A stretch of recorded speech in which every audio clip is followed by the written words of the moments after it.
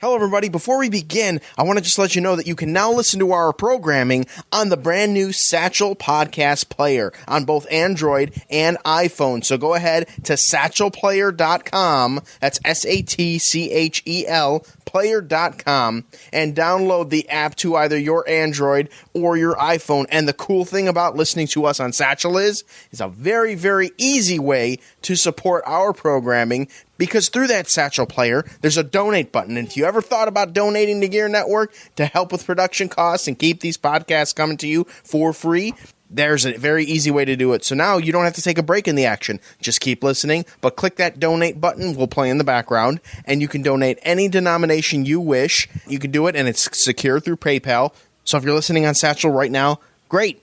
Click that donate button and send us some love. And if you're not listening to us on Satchel, download the podcast player once again at satchelplayer.com. SATCHEL player.com.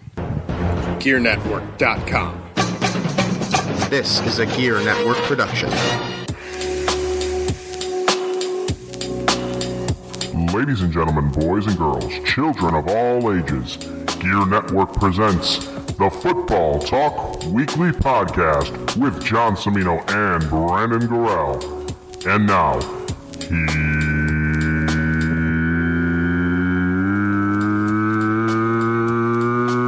here's John. Season 2, Episode 2 is on the air and in your ear holes. How's it going, everybody?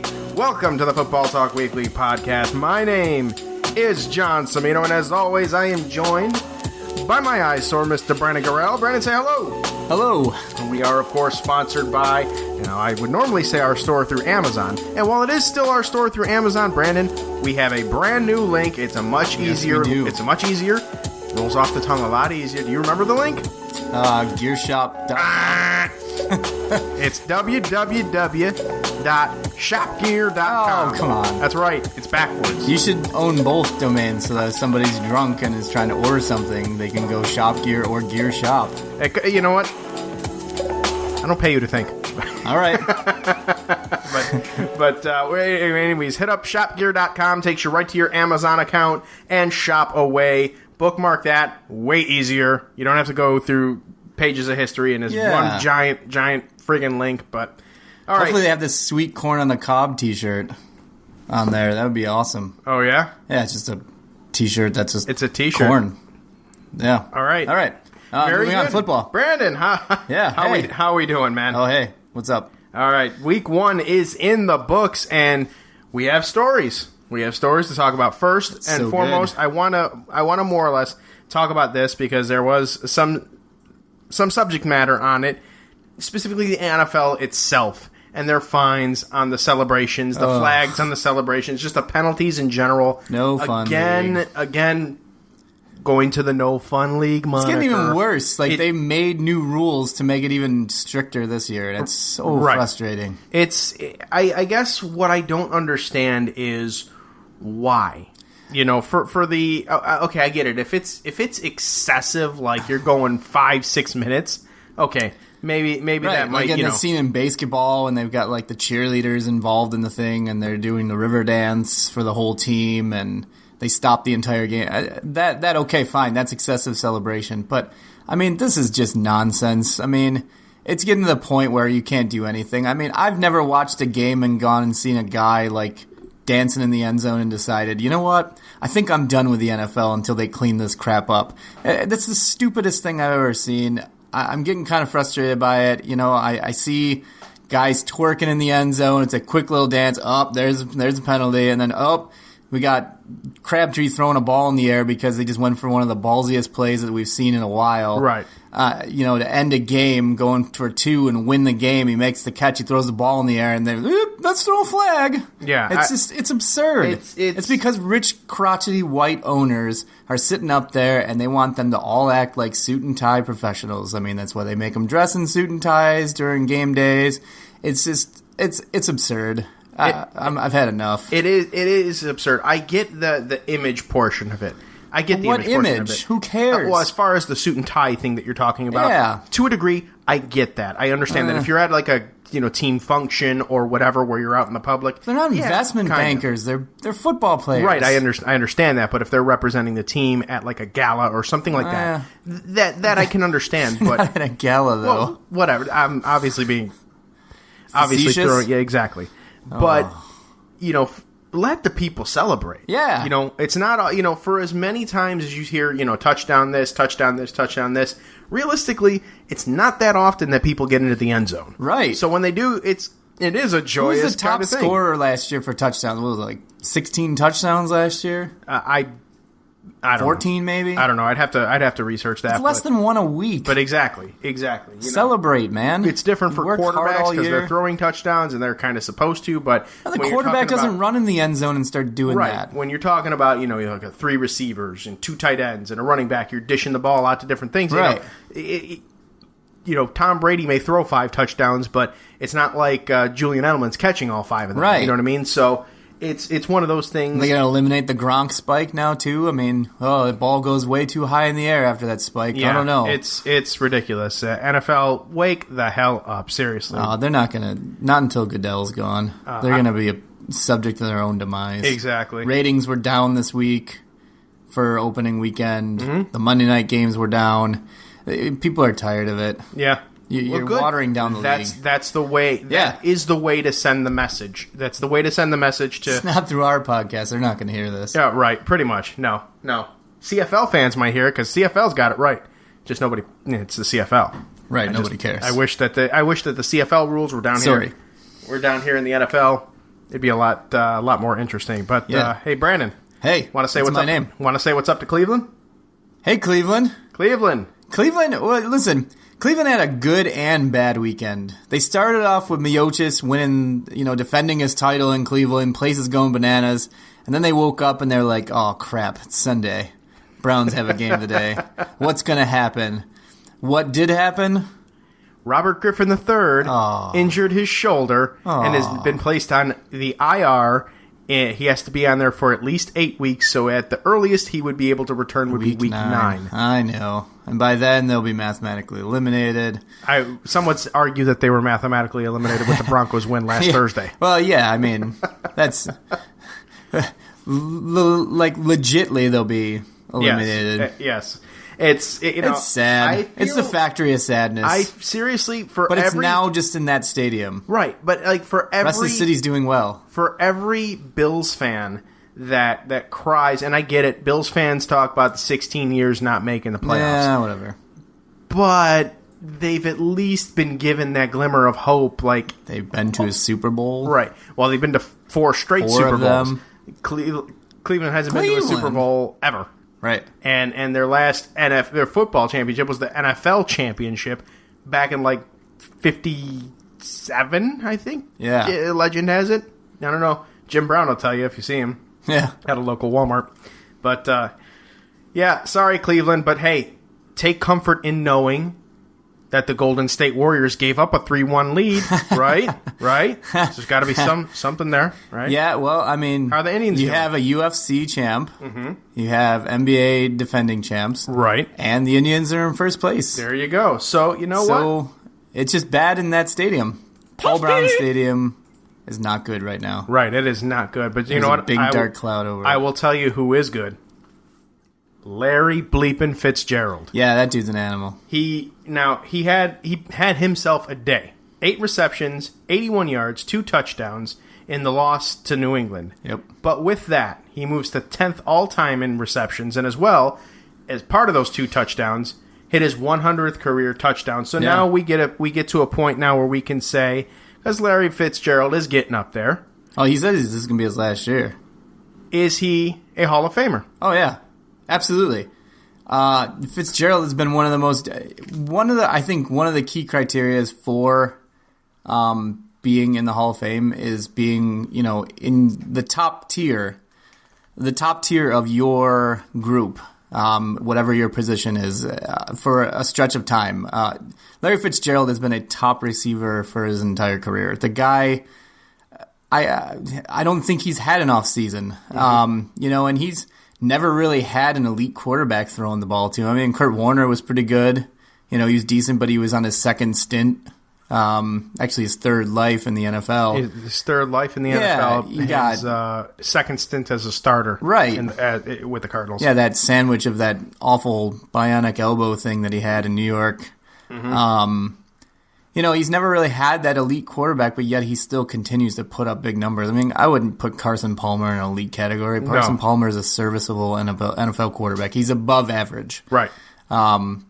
So the fact that he puts up those kind of numbers, and I mean, how many times do you look at Fitzgerald and go, man, can't believe he dropped that ball? Or how many times have you he blew that game? You don't hear that about Fitzgerald. He goes in, he does his work, he does his job every single week. The guy hardly ever gets shut down. He's an animal. I mean, look what he did to the Packers last year. He's just a class act. Yeah. As well, on top of that. And a fellow University of Phoenix alumni. He is. That's right. I don't know why you were pointing at me. I'm not a Phoenix. No, me, I am. You are. Yes. Point at you. Shut up, Brandon. All right. As we alluded to earlier on, or as you did, the Raiders head coach, Jack Del Rio. Yeah. Talk about balls of steel, my man. Went for 2 to get the win. He didn't get the 2. They would have lost. On the road, too. On the road, season opener. I want to say, I don't know, there's got to be some statistic out there, but I want to say it's probably the only time it's been done in a season opener. Yeah, most likely. I would have to imagine. The last time I can recall something like this was Gruden's last year as Buccaneers head coach, but I don't think that was the season opener. No. But the Raiders, they got something. We said this last season. I did. We said it in the first episode. They've got something going. Said they were going to win their division. I don't know if I said that, but I did. I know you did. I can't remember if I did or not. I was impressed by them when I watched them play Green Bay last year. Maybe I had them in the wild card. I don't remember. But and finally, let's before we get to the scores here, I want to talk a little bit about my guy Darrelle Revis. Ooh. Last week, week 1 was the Cincinnati Harambees against the New York Jets, and granted, it was a 1-point win.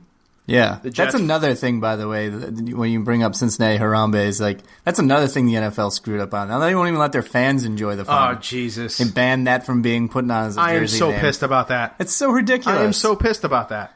I understand Ron Mexico, right. Yeah, because he's out going giving the herp to people, allegedly. Right. But still, I mean, come on. I mean, come on, NFL, get with it. Model yourself after the NHL with that one. Yeah. But the one thing I wanted to discuss here is not so much the Jets' loss, because I don't think that they played terrible. No. Fitz went Fitz at the end. That's right. But that's kind of what you get with him. Buffalo Bills fans, he's going to go clutch 1 out of 3 games. That was the first game, so he's still got 2 more chances. Right. Hopefully on Thursday. But a bigger concern, I think, for Jets fans was A.J. Green against Darrelle Revis, and A.J. Green just made him look silly. Now, Revis is getting up there in age. He's not the elite cornerback that he once was.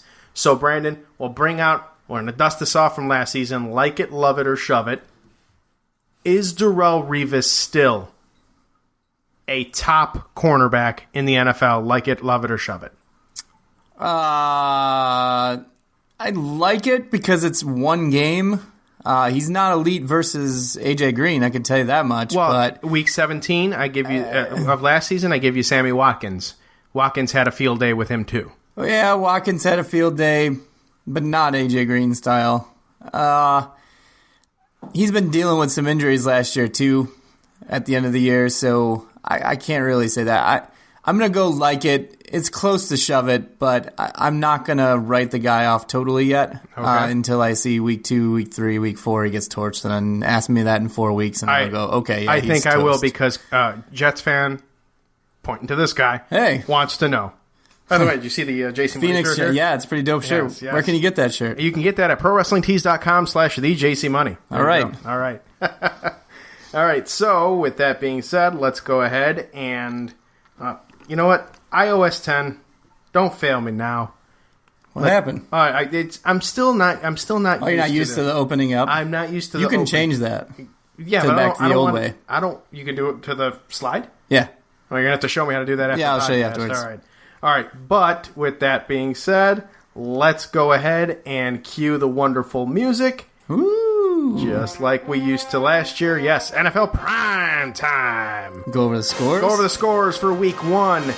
Denver 21-20 over Carolina. As we talked about, the Cincinnati Harambes 23. I'm calling them that all season, by the way. 23-22 over the New York Jets. The battle in Baltimore. Tyrod Taylor and Rex Ryan's return to Baltimore. Ouch. Does not go very well. Baltimore 13, Buffalo 7. Brandon, Joe Flacco was back. the offensive line of Buffalo was offensive. Yeah. Do you think the league has figured out Tyrod Taylor? No. You don't think so? No, the offensive line was horrible. I mean, McCoy got 58 yards rushing. Okay. When does he do that? Not very often. Tampa Bay famous Jameis 31-24 winners. The Buccaneers over my Dirty Birds, man. What's going on? Oh, Dirty Bird's about the 0-2. Oakland with the gutsiest play of the season so far. It's only been 1 week, but gutsiest play still. 35-34 winners over the Saints. Houston 23-14 winners over Chicago. Green Bay 27-23 winners over Jacksonville. Watch out for Jacksonville. Brandon, were you worried about the Jacksonville Jaguars at all as that game went on? I was, because I was worried about them coming into it. I thought it was going to be a close game. Jacksonville has really good big play players on the offensive side of the ball. Blake Bortles is coming into his own, but he's got Allen Hurns, he's got Allen Robinson, he's got TJ Yeldon coming out of the backfield, he got Julius Thomas, who was like Peyton Manning's favorite dude for a while. Mm-hmm. They got some offense over there, and their defense is young and it's building. So, Rodgers did Rodgers, and he, a quarter and a half of preseason play, and he comes out and still just slinging it all over the yard with no problem. Incidentally, Chris Ivory released from the hospital just today. Yeah, I saw that. That's good for him. He's on my fantasy team. Minnesota 25. Sorry, Brandon, gotta go here. No, Minnesota 25, Tennessee 16, Kansas City 33 in a thriller against San Diego. 33-27 winners over San Diego. Show me your sad lightning bolt. Exactly. Philadelphia 29, winners over Cleveland 10. They 29-10. I'm reading that like a complete idiot, but yeah. So 29-10, Philadelphia over Cleveland. Miami losing to Seattle 12-10. What in the bloody blue hell On a happened? drop touchdown pass, too. Oh, man, it was so bad. He was wide open for an 80-yard touchdown. Dropped it right off his hands, just kept running back. When he ran back to the huddle, I was like, you should run back to the tunnel and onto the team bus, because you are toast. You cannot do that against Seattle's defense. If you get that kind of opening, you have to cash in. Future Hall of Fame quarterback Dak Prescott loses his first game as a pro. The Giants over the Cowboys 20-19. One catch, 8 yards. Throw up the X, Dez. There you Throw go. up the X. Detroit winners over Indianapolis 39-35. New England squeak and Jimmy Garoppolo squeak by Arizona. It could have been anybody's game. 23-21. Although I I will don't have even to think say, Tom Brady picked that game. you don't even think Tom Brady picked No, that game? Tom was like, you know what? We're probably going to lose this one. Yeah, probably not. We'll come back 3-1. I'll tell you who wasn't afraid to throw the ball around anywhere was the Pittsburgh Steelers. Whew. Winners over the Washington Redskins 38-16. Kirk Cousins does not like that. No. And then finally, the Los Angeles Rams have not scored a football point since 1994. And Brandon, Big drought. their drought continues.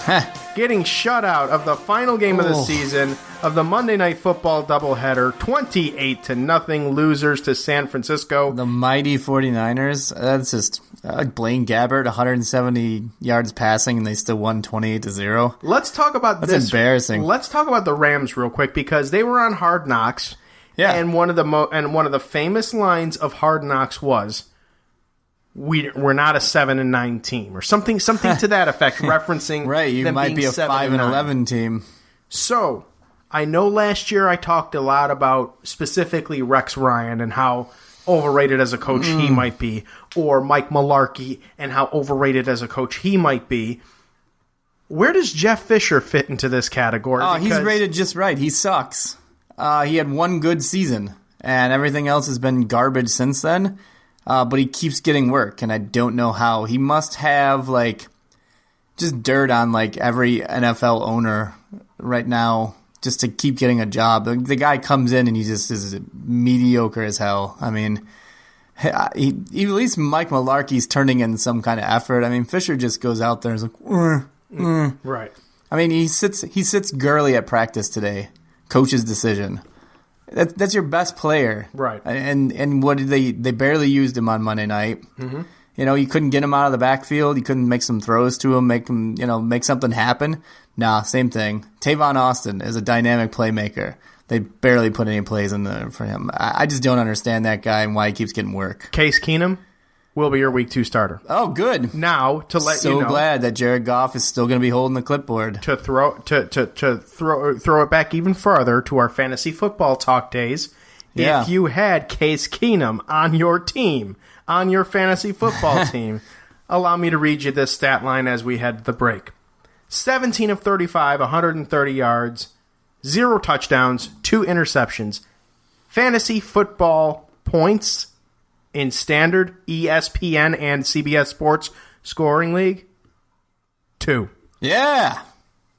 Start someone 2. else. I can tell you right now, I'm not the best at fantasy football, but don't start Case Unless you Keenum. got a 28-team league, I don't think there's anyone that's ever going to start Case Keenum. Right. So no quarterbacks went down to my knowledge this week, so except Robert for RG3, but I don't think many people Nobody should started have been starting him him either. If you're in a 28-team league, you're right. Case Keenum, Robert Griffin III, and RG3 might be your star pick at that point. Probably not. But all right, that's going to do it for the first half of the show. We will be back. We will talk GERE Network Pick 'em and the games we agree and disagree on. We're not doing Jim Harbaugh pick 'em, are we? Oh no, not that, not that. But yes, on that note, we will be right back. Hey everyone, John Cimino here for Amazon Prime. If you've thought of signing up for Amazon but we're afraid to pull the trigger on that because it's $99 for a year and it's one flat price, even though there's awesome benefits to it, I got great news for you. Amazon has now given you a variety of options to try Prime. First of all, you can either try Amazon Prime Video for $8.99 a month, which is cheaper than Netflix, and it also gives you unlimited movies and TV shows, including HD, Ultra HD, and HDR when available at no additional charge. You can try Amazon Prime Monthly for $10.99 a month, which is equivalent to Netflix, but in addition, you'll get free 2-day shipping, unlimited movies, TV, and music streaming, access to over 1 million ebooks, free unlimited photo storage, and free same-day delivery in eligible areas. Perhaps those drones? Maybe, maybe not. Not sure. Or if you're old school like me, you pay $99 a year annually, and you get all the benefits of Prime Monthly. Plus, you can save 25% with prepayment discount added. It's an added feature for you yearly folks.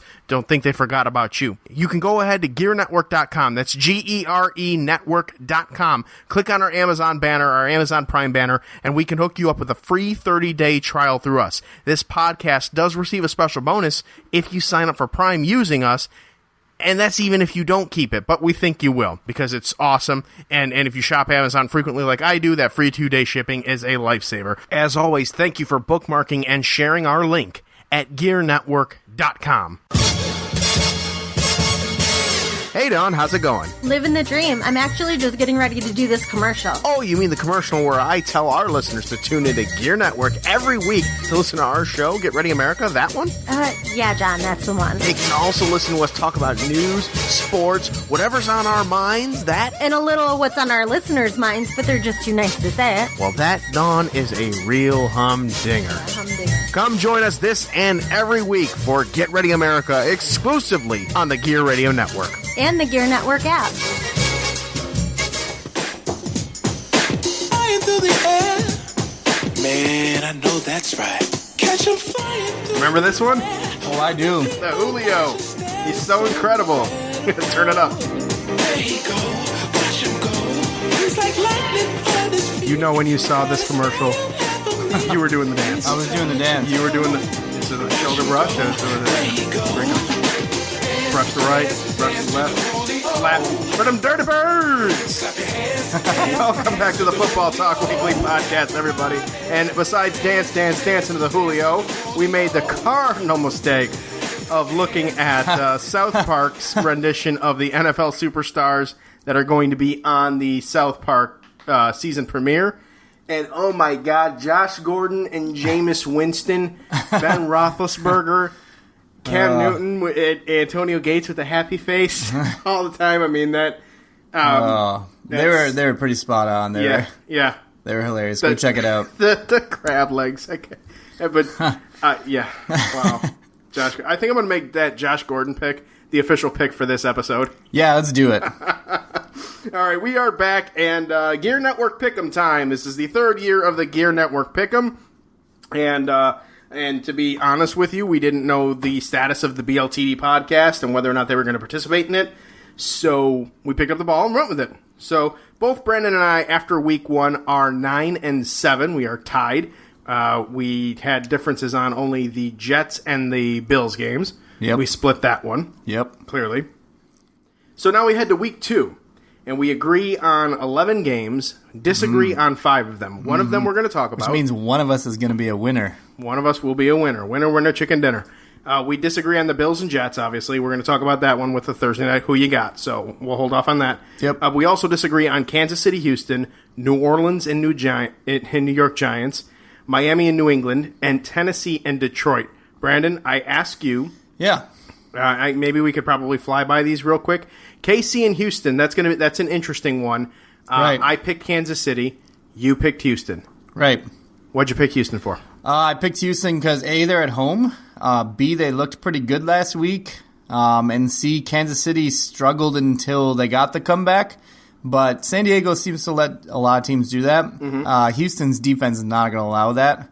I think Houston's defense will be enough to get them by in that game, and the offense is starting to come together a little bit. Osweiler didn't look bad. He didn't look great, but he didn't look bad. But he's got Hopkins, and he's got our favorite Notre Dame wideout, now rookie, looking like a stud already, Will Fuller. Okay.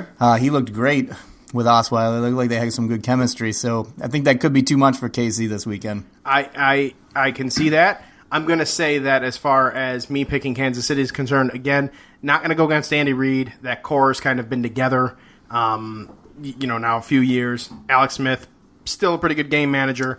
I think Kansas City does enough to get by the Houston defense because I'm not 100% sold on the cohesiveness of the Houston offense with Brock Osweiler. So all right, it's not malicious or anything. You'll be 0-1, but let's go on. All right. New Orleans, New York Giants. Yeah. You picked the Giants. I picked New Orleans. Right. The reason I picked it is because this game's kind of a coin flip, and I give it to New York because they're at home. New Orleans is not as good a team away from the Dome. Mm-hmm. They were really, really plugging away last week at the Dome against the Raiders, and they still lost that game. I think going on the road will be just I think the Eli and the group will be doing just enough. I think they got over that hump of beating Dallas in that first week. They usually seem to lose to them every time. They looked a little better. Dak Prescott. Yeah, they did. That's how I'm going to refer to him as Victor Cruz got back in the mix. He did. So you got him and Beckham. That New Orleans defense is terrible, and that's why I think that Eli is poised to have a pretty good game. I see that as well. I will say if this game were in November or December, 100% would agree with New Orleans. I know they're historically not a good team outside of the Dome, but it is still somewhat warmer weather. It's not even the warm weather. It's I think, all games outside the Dome, they're not as potent. I think they could be potent enough to hold on to them. It wouldn't surprise me in the least if the Giants pull this one out. Right. I'm giving the edge to New Orleans. Drew Brees. Plus, Tom Coughlin's not there to blow it. Exactly. So, but I'm giving the edge to New Orleans just because. Miami, New England. Yeah. I will tell you the only reason why I am not picking New England because you hate them. Well, I hate them. I hate them, but I'm not. Wife may be a Dolphins fan, but that doesn't mean I am either. But I'm going to say low scoring. Probably maybe another 12-10 game. I don't know. I'm not 100% sold on Garoppolo. I think the Dolphins defense with Sue and Mario Williams and everything could give them trouble. The Dolphins offense is not going to beat the Patriots defense. No. But that's my upset of the week. Miami over New England. All right, well, you're going to be pretty upset after that week because there's no way they're going to win that game. New England just played a really good defense on the road in Arizona, which is a tough place to win, and they still won in his first game. That's going to get a huge confidence boost for him, and then they're going to get Gronk back possibly this week. So they did it without Gronk, and without Brady on the road in Arizona against the team that was in the NFC title game last year, facing the Dolphins. No, the NFC title game. Oh, you're still talking about I'm talking about Arizona. Okay. And now they're going to go home and play the Dolphins. I take my eyes off of you for 1 second to look at what's next, and I lose track of everything here. You're like, huh? All right. So that's why I got New England. I think they'll do enough to win. Belichick just, I don't know, man. He's hard to kill. And he's got a hell of a smile. Yeah. I mean, Did you see that meme? They take away Brady. No Gronk. Got a bunch of new defensive pieces. Chandler Jones is on the other side of the ball sacking Garoppolo. And yet they're still winning games. They still find a way to win, and that's why, especially since it's Miami, I can't. Miami sucks. They are pretty terrible. Tennessee and Detroit, again, I'm calling week 2's upsets. I'm sorry. Tennessee, I've got them over Detroit. They are a better team than they were last year, my honest opinion. They didn't look very good against Minnesota. They did not. The Sean Hill Minnesota They Vikings. did not. You are correct. They did not, but upset Central. I'm taking week 2 All as right. upset Central. So I thought Matty Stafford looked really good last week against Andrew Luck. He matched him gun for gun, and then he took him down the field to get that game-winning field goal after they blew a pretty big lead. Their defense is not very good. No, their defense is not very good. So Mariota could be poised to have a decent game Yeah. against that defense, but Maybe. you're right, Stafford's arm. We'll and see. Without Calvin Johnson, and this is actually another thing. I know you're Golden Taint? I know you're a Packers fan. Yes. And you really don't want you don't want the Detroit Lions to really be good in your division. Now, that being said, do you think, from an analytical perspective, do you think that the retirement of Calvin Johnson could actually benefit Stafford more? And I ask this because, when you have a superstar receiver like Calvin Johnson, Yeah. you got to get him the ball. You got to get him the ball a lot. Now, without him there, he's kind of forced to use all the other pieces that he has. You saw him dip it to all 5 to 7 different receivers. Yeah. He didn't normally do that. It was kind of Calvin Johnson, someone else. Calvin Johnson, Eric. I think that was more of a mental block for him and a trust thing for him than anything. Calvin Johnson's not the diva receiver that says, I need the ball. He never was that guy. So I don't think that was the issue. I agree that he's going to have to spread it around more because, they don't have that one dominant guy that they can throw up into double coverage with and still, have a good chance of it coming down. But honestly, I don't think that that's the reason that they're going to be better. I still think they're going to struggle. The run game looked better, but overall their defense is pretty porous. Okay. So Stafford's going to have to sling it around a lot this year, and time will tell. He's always had the ability, he's always had the talent, but for some reason he just cannot get over that final hump that kind of pushes them over and into a new echelon, new tier. Gotcha. They're kind of just hanging around the medium line. Right. Okay. And then the final game we disagree on is our Thursday night football game. Dun, dun, dun, dun. That's right. It is on NFL Network, this Columbia Broadcasting System, and now streaming, Brandon, over Twitter. First NFL game to stream over Twitter. The New York Jets come into New Era Stadium. Or New Era Field. Is that what it's called? New Era Field. It's New Era Field. New Era Field, or the Cap for short. Yeah. They go to the Cap to play the Buffalo Bills. Both teams 0-1. We already know who I've got. Brandon, Right. who you got? Well, I picked Buffalo for a myriad of reasons. One was to go against you because I knew you were going to pick the Jets. Okay. 2, I got 3 words for you. Removed lap band. Apparently that's going to be why they're going to win is because Russ is going to get fat again.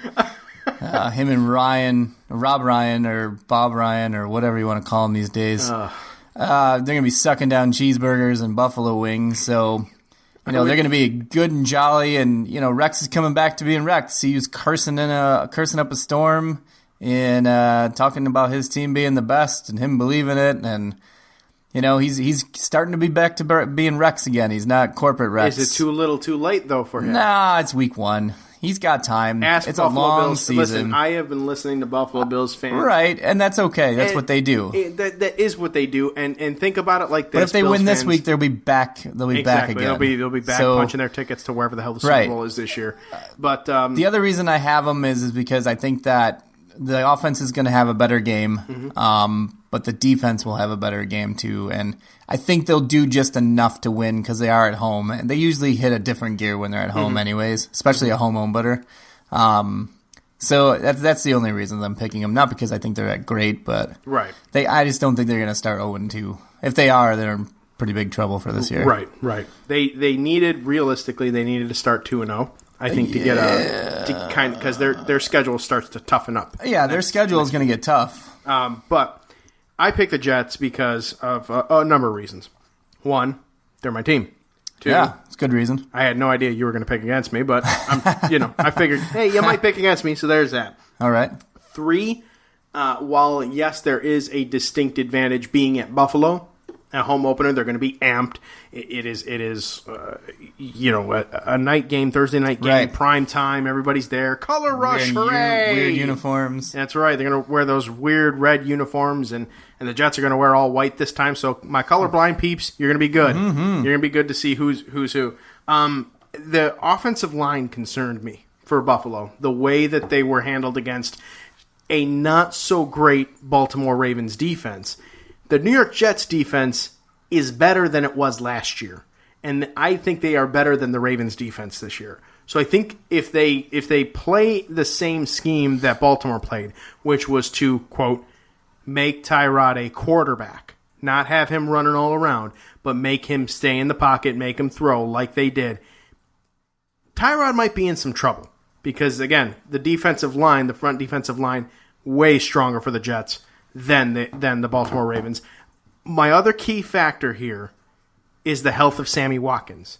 Now, I know Manish Mehta and that dumbass out in New York put out some little post or whatever about Sammy Watkins maybe not be able to play for the next 4 weeks. They might have to shut him down for the rest of the season or whatever because of his foot injury. But he practiced in full pads today. It's a load of garbage. Yeah. They did practice in full pads, but there was a little something to that. It's pain management. He's not 100% over the hump, so he's going to be a half step slower, which is good because Darrelle Revis is a half step slower this year so far. So I think in that matchup, provided that Watkins is not 100%, which I think you and I can both agree that he isn't, right? Darrelle Revis should not have a game like he had in Week 1. Against the healthy A.J. Green. Yeah, or Week 17 against Watkins last time. Right, or Week 17 against the healthy Watkins that had nothing to lose. So for that reason, I have the Jets winning. Okay. They have to get up early. They have to get up early. And eat their Wheaties. And sustain that lead. But I'm going to guess 24-17 New York. Ooh. All right. Second week, I got a score for you. That's right. Maybe I'll come up with one by week 6. I'll have a score at some point. Why don't you give a score right now? Break it down, man. Buffalo 17-12. 17-12. Yep. Okay. Jets are going to get 4 field goals. 4 field goals. I don't know. The way Nick Folk was kicking actually last going to Saturday. get 2 field goals. They're going to go for a 2 to try to make it 17-14, so they just need to get a field goal, but then they're going to fail on it. And then it's going to be 17-14. Nostradamus has spoken. All right. Is Brandon's Nostradamus on par with JC's Latino-damus here? If that happens, dude, you're going to be like, all right, what are the lottery numbers for this week? And I'm going to be like, I'm not sharing them with you. All right. Because you laughed at me last week. Well, that takes care of the football talk portion of it. Oh, there's more? No, I don't know. I mean, we have a few minutes. All right. So let's talk. I guess keeping it in football here. Let's talk Notre Dame. Yeah. Looked better last week. Since our first podcast, they lost their opener. Yep. But they won last week, and Sean Kaiser looks legit. He had a great game against Texas, even though they lost. Their defense stunk, but he was really good against Nevada, too. Here's the thing that bothered me about week 1 with Notre Dame is that they went to the 2 quarterback thing. Yeah. They went between him and Malik. But Zaire? Yeah, Zaire, but yeah. Kaiser still threw 4 touchdowns. Right, so there's no real reason They didn't do that week 2. They did not, and they won big. So Saturday, September 17th, Yes. 7:30 p.m. on the National Broadcasting Company. Ooh. Mike Prime Tirico. time. Mike Tirico. I like Mike Tirico. He is now the commentator for Notre Dame, which a nice upgrade. No Mike Mayock, Yeah. Oh, thankfully. Can't stand Mike Mayock. But the number 18 Notre Dame Fighting Irish against the number 12 Michigan State University. That's going to be a tough game. Brandon, who you got? Where's it at? Notre Dame or Michigan State? It is at Notre Dame. Oh, I'm going to go Notre Dame at home. I think Kaiser's just balling up at quarterback. I think the defense sewed up some of their problems, and I'm not sold on Michigan State's offense. They're never really a good offensive juggernaut. They're usually a defensive team. Mm-hmm. Those Big Ten teams are hit or miss. They can be slow. They can be fast.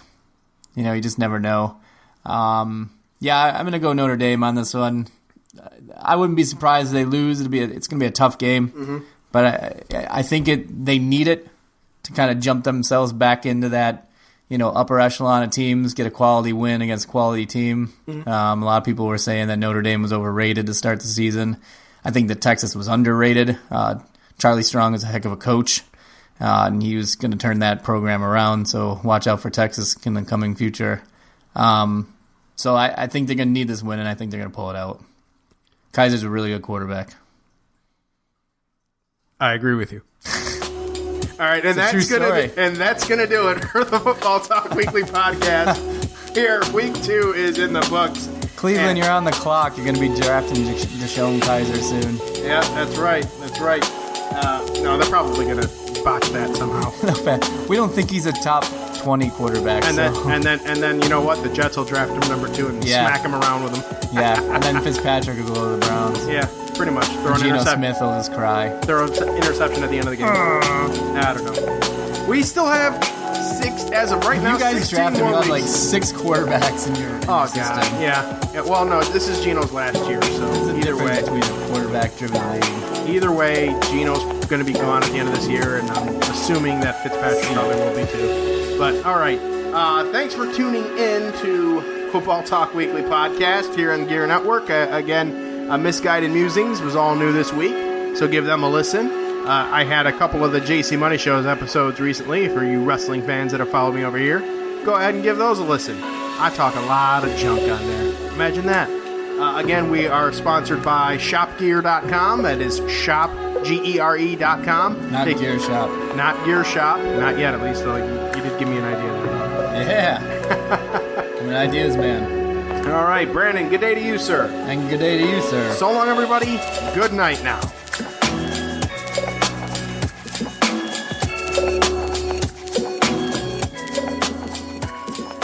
The preceding presentation has been brought to you by the GERE Network. And this has been another episode of Misguided Musings. You're welcome, fools. Thank God that's over. Guys, No, seriously? wait. We're usually done recording by now. Are we on the right podcast? This is Encore. Oh, wait. Are we doing that thing where we pretend like we don't know we're doing the other podcast? Is that? No, you're right. Oh, hello. We're tripping. Man. Are we on Get Ready America? Tripping on good vibration. Are we on Better Live than? Well, I mean, just dead. But. It's got to be Turnbuckle Talk. Turnbuckle Talk? Oh, maybe Talking Wrestling? Talking Wrestling. Oh, it could be Talking Wrestling. Could be Talking Wrestling, yep. Well, either way, we are Misguided Musings, and you can hear us every other Monday on the GERE Radio Network. As we wrestle from issue to issue. Yeah, we do that. And you can also hear us on our website at www.misguidedmusings.com. You can follow us on Twitter at Musing Podcast, and you can find us on Facebook at www.facebook.com/Misguided Musings. We're a lot of fun, and one of us doesn't think Sweden's a real country. You can find out which one on Mondays. It's just a fish.